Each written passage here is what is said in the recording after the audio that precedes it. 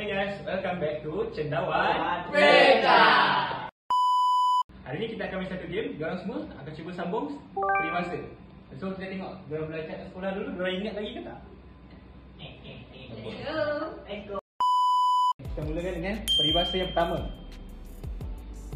Alang-alang menyedut perkataan, biar sampai ke pangkal lengan.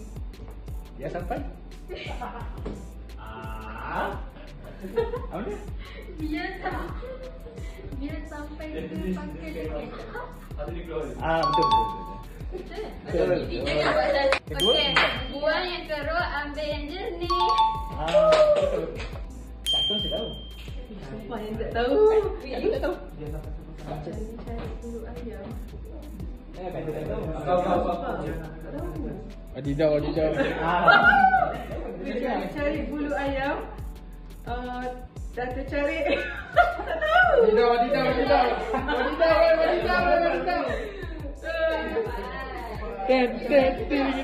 Ting. Cari bulu ayam biar sampai kulit je. Mana dia? Adidau. Oh, cari bulu ayam. Lama-lama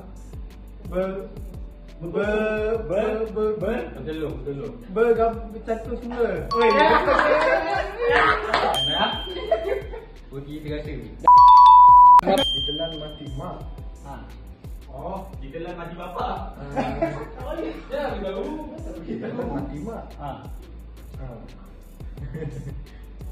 Di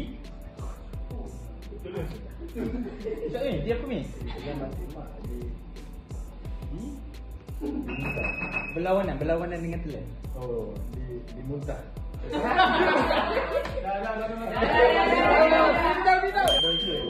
mati mak, di luar mati bapak. Betul.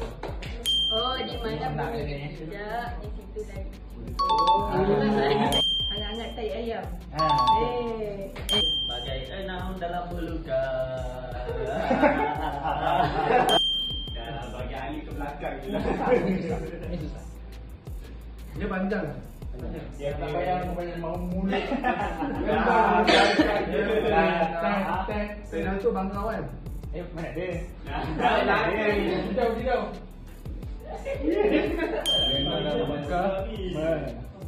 Mengapa? Melepaskan pucuk. Didau. Dah. Melepaskan pucuk masing-masing. Ada ubi, ada batas. Ada hari, bukan batas. Apa ke? Ikan. Adidau. Okey. Alah, ada ubi, ada batas. Dah jawab tu. Dah. Tak tahu. Adidau. Okey. Ada ubi, ada batas. Ada hari boleh ku balas. Boleh lah kat tu. Okey, betul. Ayam dikicam tak akan putus. Bagai pinang, dia tak belum pinang kan? Bodoh. Boleh. Bagai pinang di belah dua. Okay guys, untuk hari ni itu saja kita punya konten. Jumpa lagi dalam next video. Bye.